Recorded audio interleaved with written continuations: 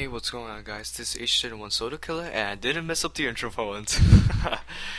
Yes, this is kill confirmed on Seatown. I think I'm using the model 1887, and yeah, Seatown is the best game. Is the best map for shotguns. Just a heads up. And spoiler alert, I go positive. And basically, I've been working really hard trying to get these videos out because what I did is one weekend I just decided to sit down and just record every single gameplay that I could find from myself and the other guys. It took an extremely long time. Oh, right here I'm using the UMP with the Model 1887 as a secondary because I have overkill. And I was trying to level up this weapon, so that's why you'll see me using this weapon most of the time throughout the game. But as I was saying, it takes a lot of time because I remember I was trying to explain it to Crimson Dante, and he kind of sort of gets like what I go through to try to get these videos out.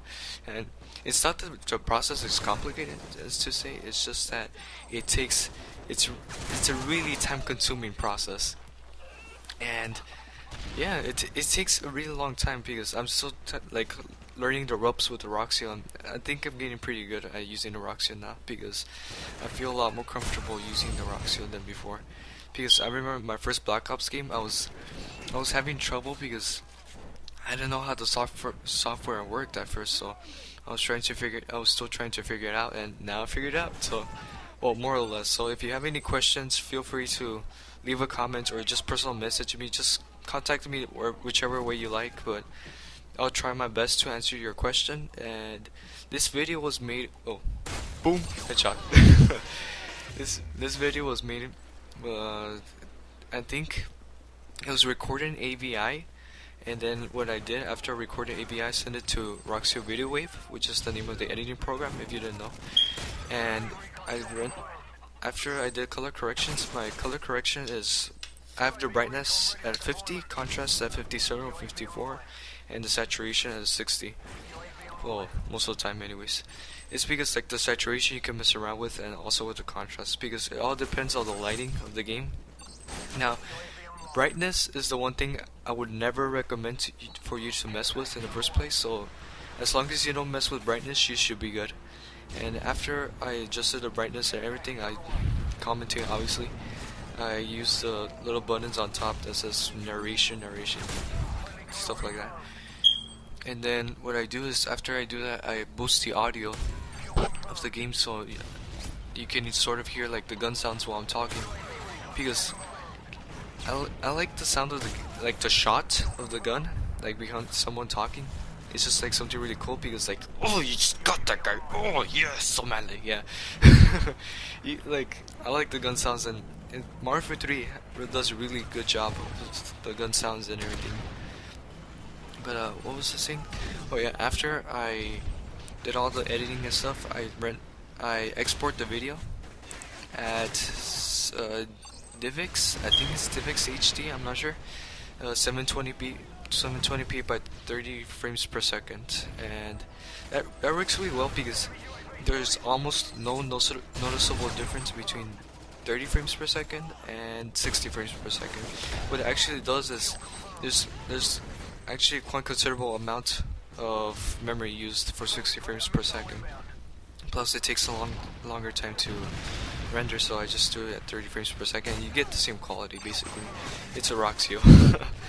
Because like Roxio captures at 480p, but you can export the video at 720p. That's the interesting thing. It doesn't capture actual HD like the Hopog would do, or Aver Media Capture, whatever you use, or Blackmagic Intensity Pro.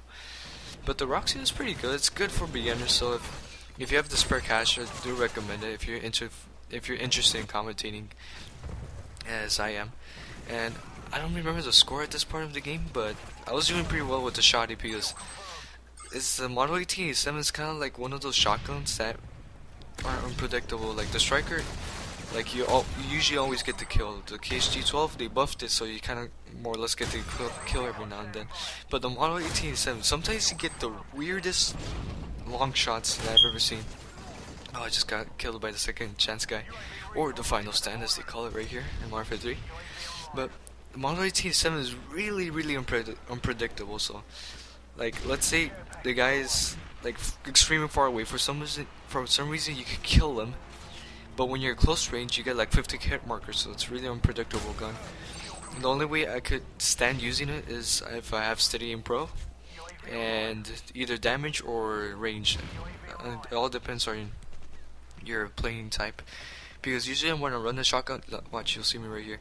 I usually go for the long distance shots, so that's why I prefer the Spots 12 and Model 1887 versus Striker, because Striker is just like, you walk in, it's like, hello there, and it's just like spray the entire room and it kills everybody.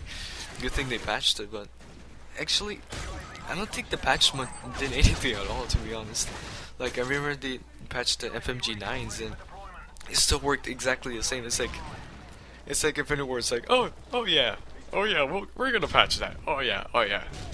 What about that? What about the Striker? Oh yeah, let's patch that. And they did absolutely nothing. If anything, it was a placebo effect. So the community was like, "Oh my God, they did patch this. Look at it."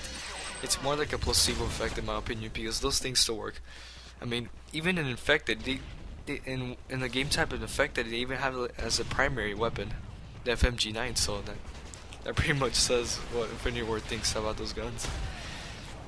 And right here, you see me get a hit marker first, so I kind of got him with the second shot. So it's really unpredictable gun. So the playstyle is not your normal, like, let's say assault rifle or SMG. For shotguns, you really want to navigate the map outside, more like in the edges, because those long distance shots will probably never happen in the first place. But if you do, I applaud you. I don't know how you did it, but you did it.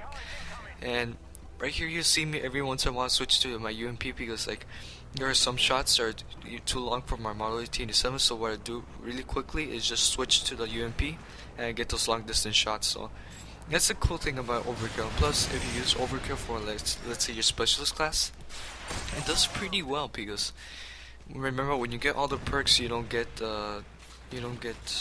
when you get all the perks, you don't get Overkill. So if you have Overkill in your, what's it called, specialist class, like a class that's dedicated to specialist perks, then you're pretty much great. Well, you're pretty well off. And I apologize for this section. And I believe I get the final kill. Yep, I get the final kill. And the beautiful thing about this kill cam is just like you can imagine the guys. What the hell was he doing? Look at this guy. He's teammating his teammates. So I get the final kill. I don't remember what the score is, but oh well.